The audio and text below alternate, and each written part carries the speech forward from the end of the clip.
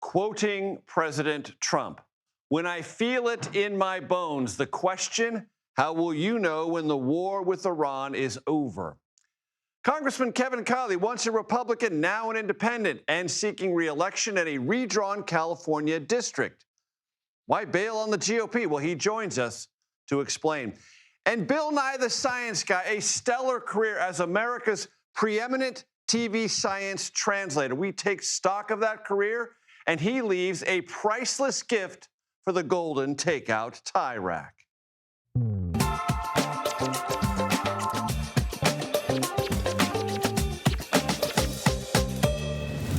Hello, everyone. I'm Major Garrett in Washington. Welcome to the Takeout. Welcome to the Conversation Corner, where we start the show tonight for reasons that will become evident momentarily. The war headlines, as war headlines tend to be, are all over the map, genuinely. 6 U.S. military personnel confirmed dead after a refueling aircraft went down in western Iraq. It wasn't hostile or friendly fire, just a tragic turn to a mission in support of Operation Epic Fury war flights. The U.S. has announced a temporary lifting of sanctions against shipments of Russian oil. For 30 days, tankers already laden with said Russian oil can make deliveries without fear of U.S. economic repercussions. That will, of course, give Russia more money, even as it provides intelligence to Iran of unknown value on the whereabouts and movements of U.S. forces. The sanctions pause is designed to calm global oil markets, and yet West Texas Intermediate traded today above $98 per barrel, and Brent crude traded above $102 per barrel. According to AAA, the average price of a gallon of gasoline rose today to $3.63. It was $3.32 a week ago. It was $2.94 a month ago. The vehicle attack on the synagogue in suburban Detroit yesterday may have a motivation linked to the Iran war. Investigators said the attacker, who was killed at the scene by synagogue security, had family members killed in Lebanon by Israeli airstrikes against Iran's military proxy force known as Hezbollah. Iran continues to harass vessels in the Strait of Hormuz, vessels in the Strait of Hormuz, and the prospect of U.S. naval escorts for those stranded vessels appears more likely. When that will occur, though, that remains a mystery. In the interim, President Trump said tanker crews should show more guts, though, as should be patently obvious, neither the crews nor the shipping companies that employ them consider themselves courage-bound combatants in a war they have no control over. About the future of navigation in the Strait, Defense Secretary Pete Hegseth said this morning about Iran's tactics and their comparative strategic importance. They are exercising sheer desperation in the Straits of Hormuz. It's something we're dealing with. We have been dealing with it and don't need to worry about it.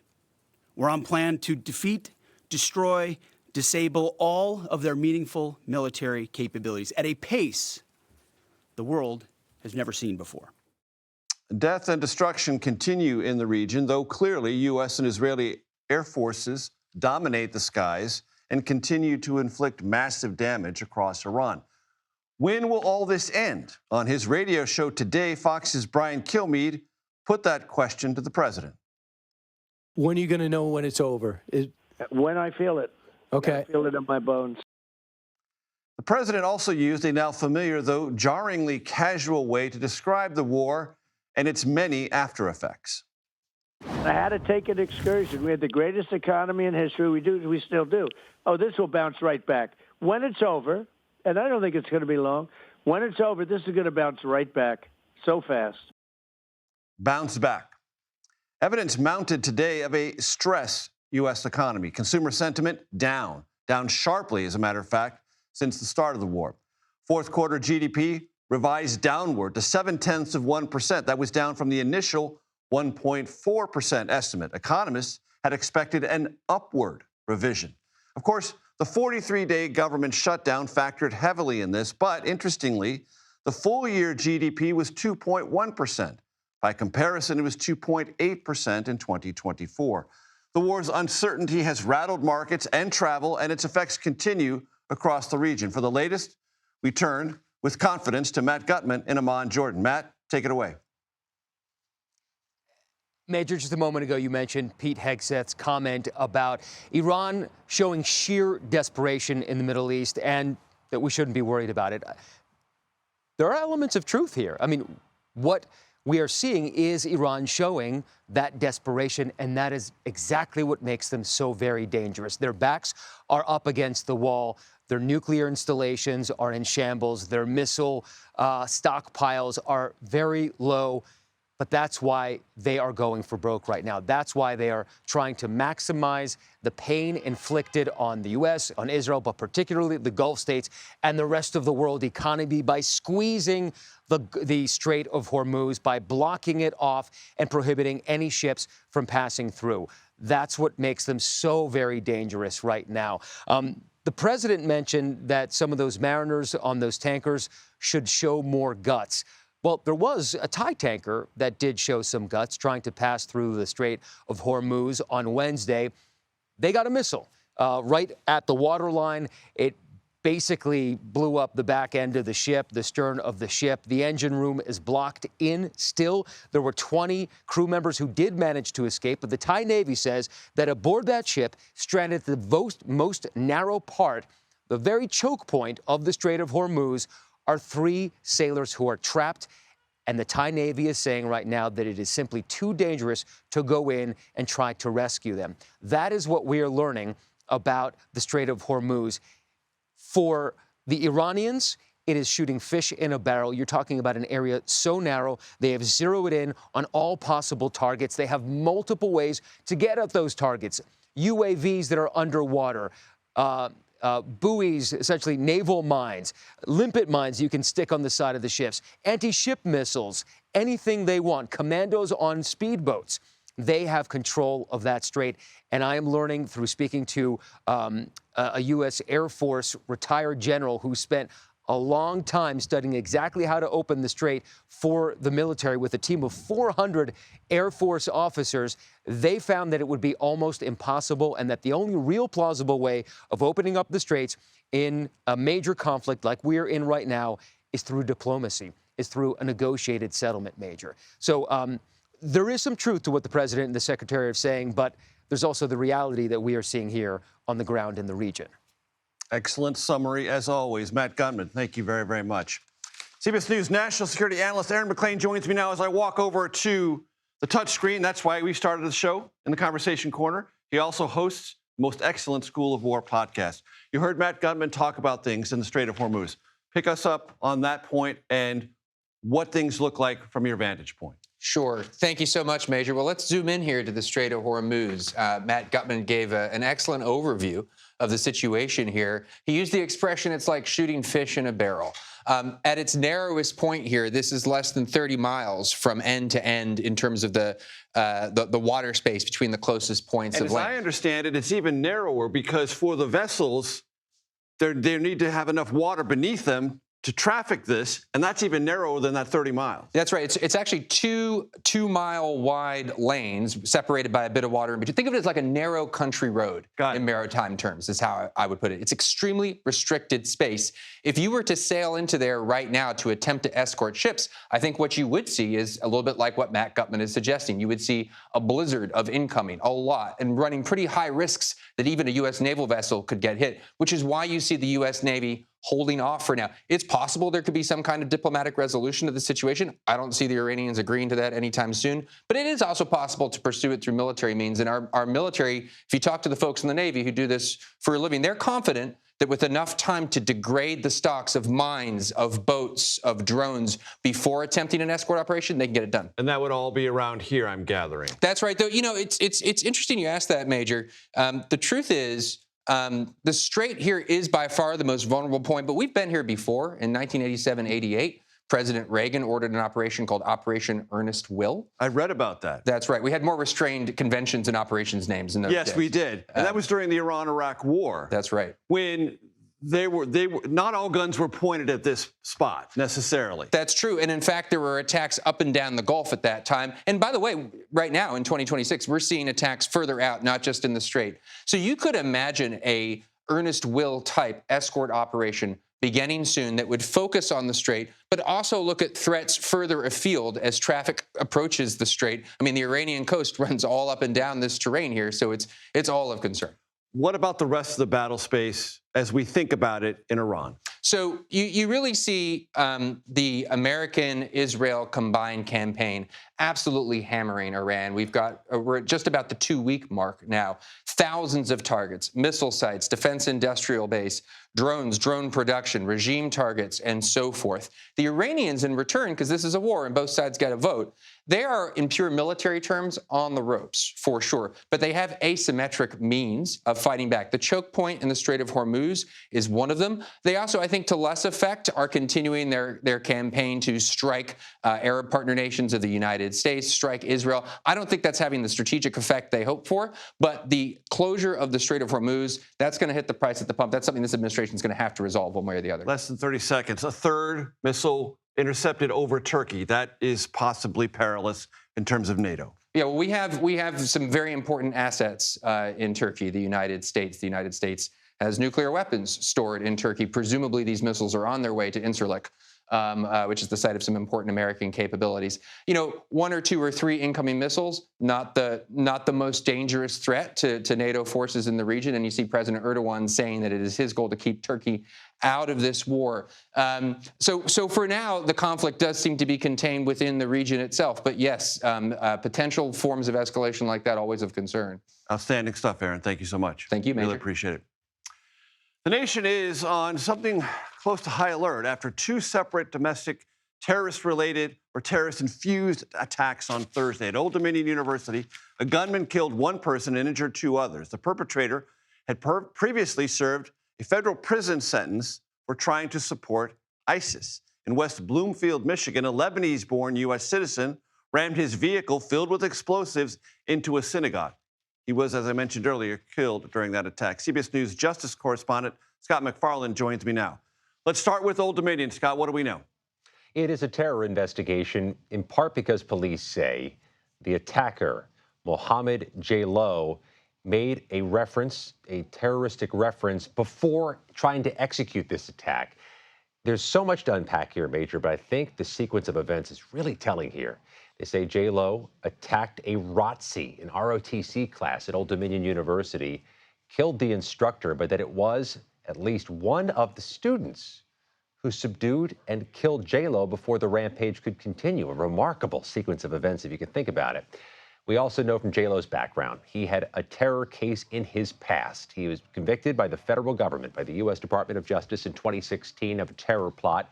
He served roughly 8.5 years of his prison term, got a little bit of time chopped off at the end, which is typical in the federal prison system, and somehow got his hands on a gun, which felons are not to do. A Virginia man has been charged today by the Department of Justice for somehow, some way providing J. Lowe with that gun. And Scott, what about Michigan and the attack yesterday? Yeah, that attack, that vehicular attack into the synagogue in West Bloomfield, Michigan, is also being investigated as a potential terror case, or at least a hate case, because, of course, it was a synagogue that was attacked. The investigation is broad at this point, but I think it's worth underscoring some of our CBS News reporting that the FBI had just done active shooter training at that synagogue 6 weeks ago. What's more, I've learned that there was other training for emergencies being provided to the Jewish faith leaders in that West Bloomfield community in the weeks prior to that. So everybody's on a heightened sense of alert, a heightened security posture, which may have been pivotal in preventing deaths inside the synagogue yesterday, but really speaks to the moment. And I think you're going to see a lot more than that in communities big and small, you know, from Tucson to Tempe to Texas to Tallahassee. They're going to be better securing, enhancing security at synagogues. Scott, you are capable of going in many different directions on the beat that you occupy. There was a development today related to the Justice Department and the Federal Reserve Chairman. Catch us up. Well, this was a banger. Federal Judge James Boasberg, the chief judge in Washington, knocked down potential subpoenas from the Trump administration against Jerome Powell, the chair of the Federal Reserve. U.S. Attorney Jeanine Pirro, you see her there, says she's going to appeal this and challenge this. But what the judge said in a blistering 20-plus page opinion is that there was no sufficient evidence of any crime by Powell to let these subpoenas move forward, that it appeared to be a nakedly political attempt by the Trump administration to weaponize its Justice Department to pressure Powell to lower interest rates or resign. Boasberg says, not in so many words, but in a general sense, this is not what the Department of Justice is for. This is not what the criminal justice system is to be used for. These subpoenas are to be quashed. Grateful as always to you, Scott McFarland. Grateful also that I will see you later in this very program. Still to come on the Takeout. California Congressman Kevin Kiley switches his party affiliation from Republican to Independent. He joins me to explain why. Also, new reporting from Politico says Vice President J.D. Vance hesitant to strike Iran. What does that mean for his relationship with President Trump and the entire Trump inner circle? Our political panelists will weigh in.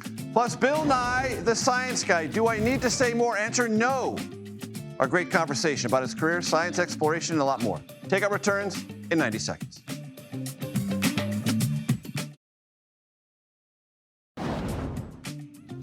Welcome back to the Takeout. Same conversation corner, just a different seat. For the first time since 2019, the House of Representatives now has a member registered as an independent. Who? Well, we kind of gave it away before break. California's Kevin Kiley joins me now from Sacramento. Congressman, thanks for joining me. First of all, big basic question. Why run now as an independent when you had run previously as a Republican? Well, what I've seen during my time in the House, just a few years, is that partisanship has absolutely run amok. And we're seeing this most clearly when it comes to this terrible redistricting war, this plague of gerrymandering that's broken out across the country. And one of the evils of gerrymandering is that it elevates partisanship above all else. It divides people by party, which is why I've opposed it in Texas and California, in every state where it's happened. And so I think the antidote to gerrymandering, since it elevates partisan games above everything else, is to simply take partisanship out of the equation. And by the way, that's how it's done with most offices in this country. Your mayor, your city councilors, your sheriff, your district attorney, your school board members. These are nonpartisan officials. They don't approach their jobs in terms of what's going to advance a partisan agenda. They approach them in terms of how are we going to solve the problems for the folks that we represent. And I think that's an approach we could use more of in Congress. So you're now an independent. Next question, can House Speaker Mike Johnson depend on your vote?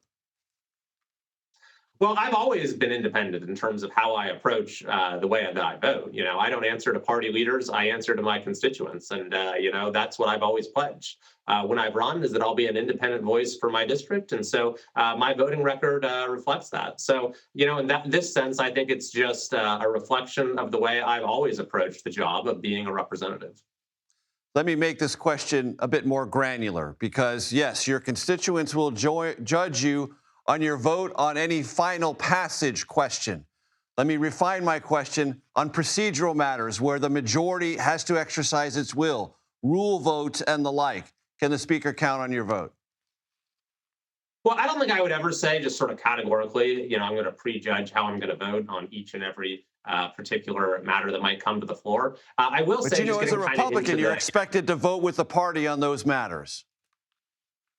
Well, I've actually voted against a number of those matters, so far this term. And so I will say that when we're talking about just bringing a bill to the floor for a vote, that's something that I'm generally in favor of. I think that the more opportunities folks have to vote their conscience onto the underlying legislation, the better. And, people can vote yes, they can vote no, and they'll be judged accordingly. Based on what you've heard thus far from your constituents, what is their attitude about how the war with Iran is going? And do they feel they know what it's about and what its duration is likely to be? I think that on the first sort of overriding issue, that this is one of the most dangerous regimes, one of the most evil regimes in history, and they cannot get their hands on the most powerful weapon in history. I think there's broad agreement from that among the people that I represent and people across the country. And I think it's well understood that limiting Iran's nuclear capacity, its capacity to strike its neighbors, our allies, and the United States itself is an absolute paramount necessity. With that being said, of course, people do have questions about how long this is going to last, what sort of commitment it might entail. And so I'm monitoring the situation very closely. I think I had a pretty good understanding of what the scope of the mission was going in. But now we see Iran responding in ways that's seeking to sort of escalate things horizontally.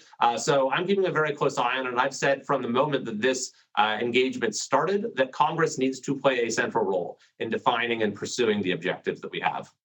How much is the price of gallon of regular gas in your district, and how much has it gone up in the last 2 weeks? Well, to be honest with you, in my district and across California, we have the highest gas prices in the country, and that predates this engagement with Iran a few weeks ago.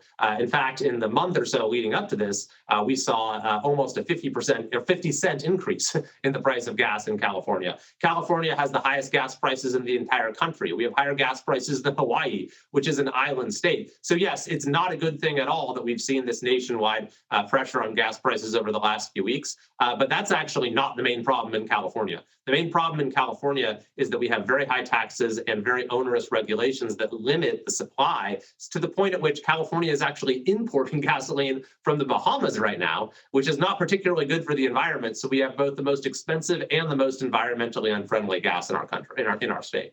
You just mentioned taxes. There's a wealth tax that's making its way possibly to the voters of California on billionaires. You're adamantly opposed. Why? This would be a disaster for our state, frankly. We've already seen, just in anticipation of this, probably at least $1 trillion of combined net worth for individuals leaving the state. And the reason they have to leave preemptively is because they put a provision in this thing saying that we're going to try to impose this on people who have already left the state if they didn't leave by the deadline of a year in advance. And so all these people are leaving California and taking jobs and investment with them, taking tax dollars with them, by the way. They're no longer paying income taxes. And in California, in some years, 50% of our income tax revenue comes from the top 1% of earners. So if you take these people out of the equation, then the whole house of cards could come tumbling down. And so it is absolutely the wrong thing for California. It has provoked broad bipartisan opposition. And frankly, it's the last thing our state needs. Congressman Kevin Kiley, as an independent, the one and only in the House of Representatives. Appreciate the time. Thank you. You bet. Thanks for having me. Does the vice president support the war with Iran? Our political panel will discuss some new reporting on his views and its political implications for, you guessed it, 2028. That's next here on The Takeout. Welcome back to The Takeout. Thanks for hanging out with us. Before President Trump was reelected in 2024, J.D. Vance was critical of interventionism generally, and in particular, interventionism in Iran. You can check it out. There's a podcast all about this. And now there's reporting here in D.C. that he is still skeptical of what's going on right now. I want to bring in our political panel. Republican strategist Brian Lanza also served as communications director for President Trump's transition team. And Democratic strategist Mo Alethe, who was communications director for the DNC and had many other very important jobs in the Democratic Party. Brian, let me talk to you about this because J.D. Vance talked about this today. He said it's important for the president to have lots of different opinions, but people on the Trump team shouldn't then go to the American media and tell them about them. So he's a little irked that this got out in this context. Yeah, listen, politics is politics, right? It's a very competitive, sharp elbows at that level. I think people see that that Vice President Vance is likely a front runner to be the next nominee, and people want to take shots at him. I actually think it's good that a veteran who has served, overseas, who has served in the war, has pause about being a part of a new war, and I think because the MAGA base isn't necessarily settled on this yet. No, and it won't be for a long time. I mean, the MAGA base will ultimately be settled when Trump declares some type of victory, and it's some off-ramp that they have. They can go to their friends and say, "See, Trump was right," and we'll see whether that happens in the next couple of weeks. And as you know, Brian, the president himself gave this oxygen earlier this week when he was asked about it, and he said, "Yeah, he wasn't so sold on it." I'm paraphrasing. Yeah, no, and so he sort of let the cat out of the bag, and Vance has to own it now because the president said it. Yeah, but listen, I think the bigger drama would be in Secretary of State Rubio owning this. Like, that's the bigger problem, because as we're now 2 weeks into this, we don't see what the off-ramp may look like. Right. And so Senator Rubio or Secretary of State Rubio, who happens to also be National Security Advisor Rubio, is ultimately responsible for the devising of this plan. So if there is criticism to go forward, if it doesn't succeed, it clearly lies on Senator Rubio, and Vice President Vance has some wiggle room. And Brian referenced two of Secretary Rubio's jobs. He may have a third. Yeah, Emir of Cuba or something. Librarian of yeah. He might be the next ruler of Cuba. I mean, Trump sort of talks about this, but interestingly today, the head of the Cuban government said they're open for dialogue. They want to talk because they're being economically pulverized right now. Sure. But we've seen a pattern, right? We've seen a pattern now where the president was in talks with and then Venezuela, something goes on. Something goes boom. And then something blew up. And then we were in talks with Iran. That was Venezuela, then Iran. Venezuela, and then Iran. And so, and the president has signaled that Cuba is next. He has said that Cuba is next, and that he wants to take over Cuba. So how do you evaluate that as a matter of policy and as a matter of politics? Yeah, I mean, the politics is super easy, right? This is a guy who said he was not going to enter us into unnecessary military engagements. He has launched more strikes against more countries in his first year of this term than any other president before him. I mean, that's where we're at. The guy who said that is been incredibly trigger happy. I shed no tears for the departure of Maduro, for the fall of the supreme leader. But in neither of those cases have we seen regime change. Right? We still have the same bad guys in charge. What happens in Cuba is going to be a very, very open question. Brian, but I would say we see a more friendly Venezuela as a result of Maduro being out there. So whether it's regime change or not, or we're dealing with a more better friendly dictator. About oil. Absolutely, and it's in our hemisphere. We need these people in our hemisphere. So less friendly on political prisoners, but more friendly on oil. And we certainly haven't seen more friendliness coming from Iran yet, as they're blowing up ships who are going through, the Strait of Hormuz. Marco Rubio has a lot to answer for. I want to get your guys' assessment of the ongoing standoff over DHS funding and the material effect it's having at airports and the psychological effect it's having on Americans who see what happened at Old Dominion University in suburban Detroit yesterday and say, is Homeland Security on the ball? Yeah, because they're stressed. They're doing the not best they paid. can. I mean, they're doing the best they can. The Democratic Party chose to have some type of partial government shutdown where DHS doesn't get funding. They actually not engage in the administration and try to sing an off-ramp. And so, it's going to have an impact. It's going to have an impact as more time passes, and we see some of it bubbling into space now. But Gary Peters, senator from Michigan, Democrat, was on my program yesterday, Brian. He said, look, we offered 3 amendments, fund Coast Guard, fund TSA, fund other parts of DHS, just not ICE. And the Republicans rejected all that. Sure, and let them go to the American people that they want to defund ICE, in this coming up election. That is not a popular position to be in, and by the very fact that they don't want to defund it, it just highlights the fact that outside the mainstream. You got a minute. They're not saying defund ICE. They're saying reform ICE, and that is a position the American people overwhelmingly do support. The American people also will hear them say, "We only tried to deal with ICE. The Republicans refused, as you just said, to fund everything else, right? As Gary Peters told you, to try to fund everything else. But also, let's remember what happened before this shutdown. The Trump administration gutted the FBI counterintelligence operation that was focused on Iran right before we went to war with Iran, because a lot of those agents had also been involved in the documents case. They shut down or cut back dramatically the cybersecurity infrastructure agency. Agency after agency focused on Homeland Security, they cut. You've got the last word. I got to cut you off right there because we got to go to break. Brian Lanza, Mo Alethi, so proud to have you here. Thanks so much. TSA, I mentioned it, absences are up. Airport security lines getting longer. Next, CBS News travel editor Peter Greenberg on the latest travel headaches and whether there'll be more or less. That's next here on The Takeout. Welcome back. From the prolonged dispute over Department of Homeland Security funding we just talked about, to the war in the Middle East, travel delays, price increases, cancellations, well, they're becoming a thing. Earlier, I spoke to CBS News travel editor Peter Greenberg. Peter, you and I would agree that predicting anything past the month of March is a useless exercise. So just for this month, what should travelers prepare for? Well, they should prepare for the airspace to be reopened in the Gulf countries in the Middle East, and of course in Israel as well. But that doesn't necessarily mean a lot of airlines are going to be flying. They still need to get insurance. they still didn't get passenger loads. So what you're going to see, a lot of cancellations. The cancellation rate, even with airspace open, is still going to be about 75% out of airports like Doha and Dubai and Abu Dhabi. And what people don't realize is that 85% of the people who fly to those cities are not going there. They're connecting to 90 other countries in the world. So when you hear about Americans being stranded in the wake of the Iran conflict, they weren't stranded in Doha, Dubai, or Abu Dhabi. They were stranded in 90 other countries trying to get home. What about prices? Prices are going to go up. You know, jet fuel went up in 1 week 80%. That's $2.60 a gallon to $4 a gallon. The airlines are now facing an $11 billion fuel bill they weren't counting on. And you know what happens when that happens? Ticket prices go up. The same thing's going to happen to hotels. Don't be surprised to see energy surcharges added to basic hotel rates because the supply chain's been disrupted and the Straits of Hormuz still not open. So all of that is weighing into what the cost of travel is going to be, not just for the end of March, but for the rest of 2026. And until this DHS funding is resolved, long lines at the airport are going to continue and possibly get longer. They're getting longer because we're seeing, huge numbers of resignations with TSA workers along the same lines of what happened with the air traffic controllers during the last government shutdown, where they just kept on calling in sick. In this case, the TSA workers are actually resigning.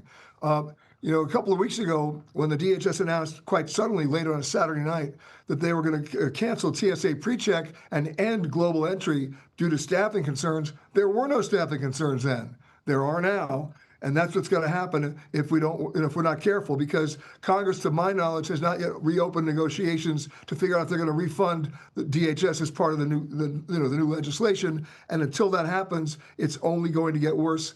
And right now we're just in the middle of spring break, so you can imagine what those lines are like right as we speak. I said at the top it would be foolhardy to predict anything past March, but I think there is one thing we might be able to reasonably imagine, which is instability in the Middle East, for however long it lasts, will create hesitation about long-term vacation and tourist bookings throughout Europe and that region, right? Yes, it's not just the Middle East. It's literally leaving the United States and going anywhere overseas. The worst four-letter word that starts with F when it comes to travel is fear, and we're seeing that happening every single day.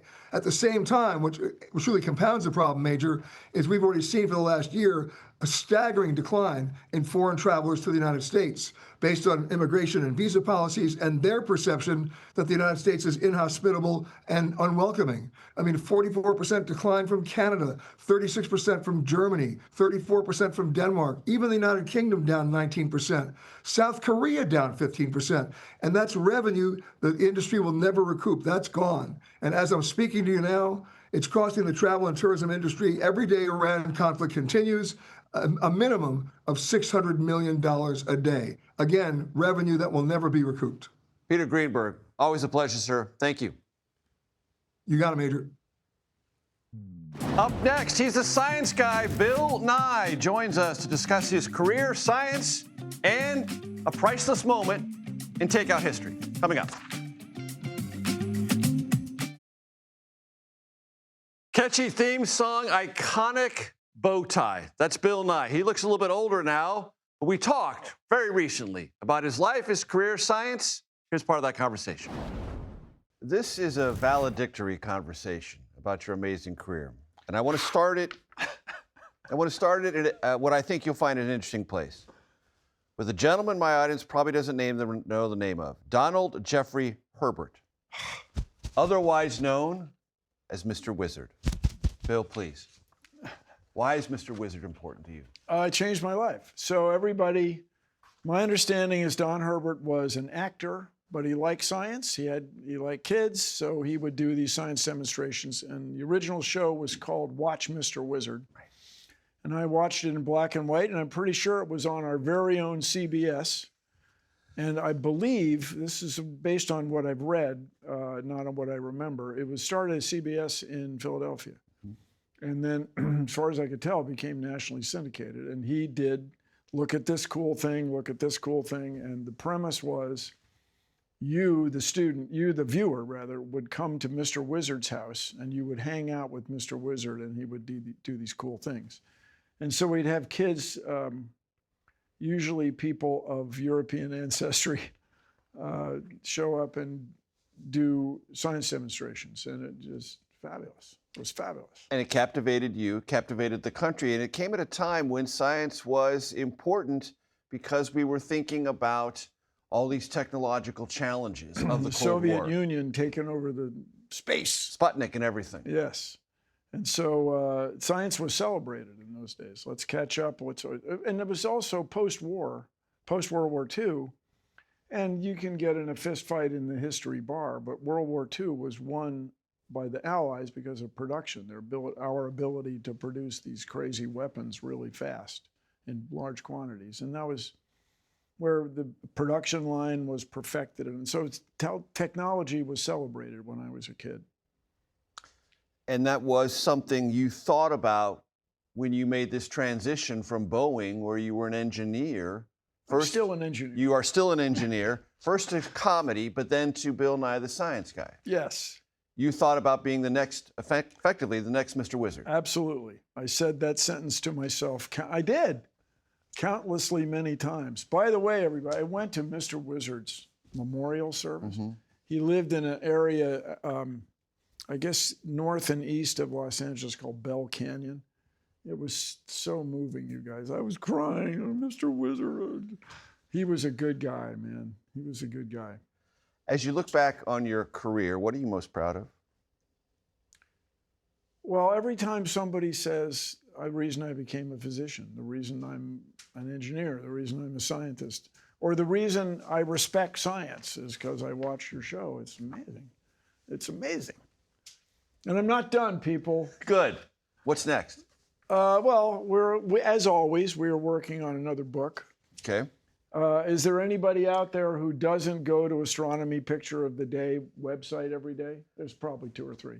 Anyway, every few few decades, NASA publishes a book with these cool pictures taken by telescopes or astronomers, and so we're doing the next one. By we, Corey Powell, a guy I've worked with for many years. He and I are doing the next book.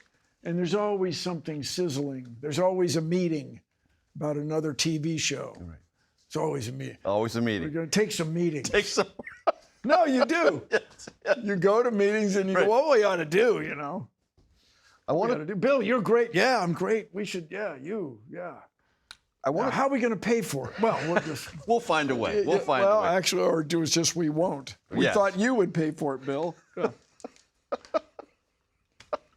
See, I could be in management. See? No doubt. Someone else pay for it. That's the answer. That's the answer that will get you far in management. Someone else pay for it. But seriously, you guys, if you do want to make a movie, don't use your own credit cards. Find people. Find other people's money. Who believe in it. Exactly. All right. People who are like-minded. You grew up in Washington, D.C. I want to talk to you about your mom. I've read some fascinating things about your mother. She was one of, and my audience may not know anything about this, Goucher girls. She went to Goucher College in Baltimore. So in those days, my understanding, my dad went to Hopkins, Johns Hopkins. Everybody, his brother, the guy my mother's sister married, all these people went to Hopkins. But the sister school, back when we had such things, was Goucher. So men went to Johns Hopkins and women went to Goucher College.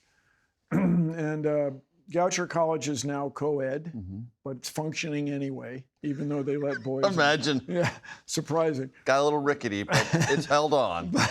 Anyway, it's a fine liberal arts school. Now it's right over the city limits of Baltimore. But it's my mom went there, and the Army and the Navy had this problem where all the men were off fighting a war, or being recruited or drafted to fight the war. And they had this problem. They had these mathematical problems of breaking the enemy codes. And so they recruited women who were purportedly good at math and science. And my mother was one of them. You can catch the rest of my very cool conversation with Bill Nye on YouTube or your favorite podcast platform. Before we go, I want to show you an honestly great moment with Bill Nye and a special donation he made. Watch. This is the golden takeout tie rack. Golden takeout. There is something missing, as you can see. There is something missing from this golden takeout tie rack. So what is missing, Bill Nye? A real tie. A real bow tie. Correct, sir. Yes. So what these people do? Look, understand the whole purpose of ties is to tell what team you're on. What's that guy's name? Braveheart. Right. Okay, you're wearing a scarf so you know which guy you're supposed to be sorting. Yes. All right, you don't want to sort. William Wallace, yes. You don't want to be sorting your own people.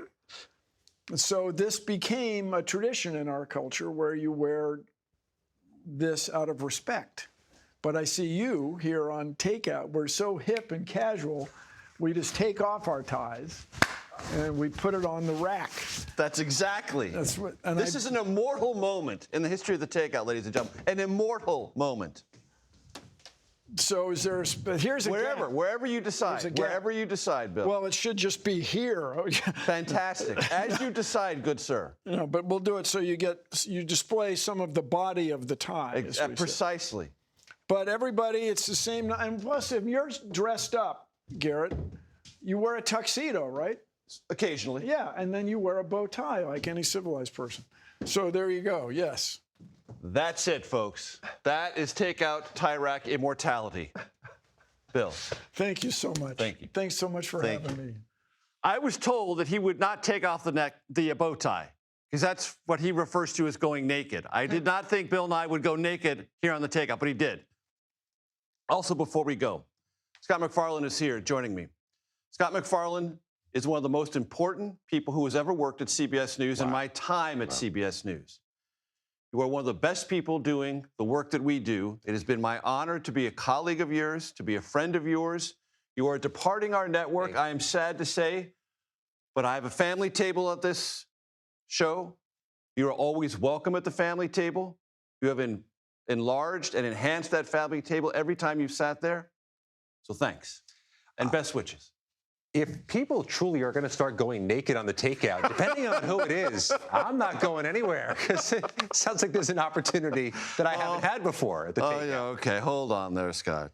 Probably not. But that's as close as Bill Nye is going to get. Yeah. That's as close as, thankfully, I'm going to get, and as close, thankfully, as you're going to get. Let me give you a 30-second story. I promise I'll keep it tight.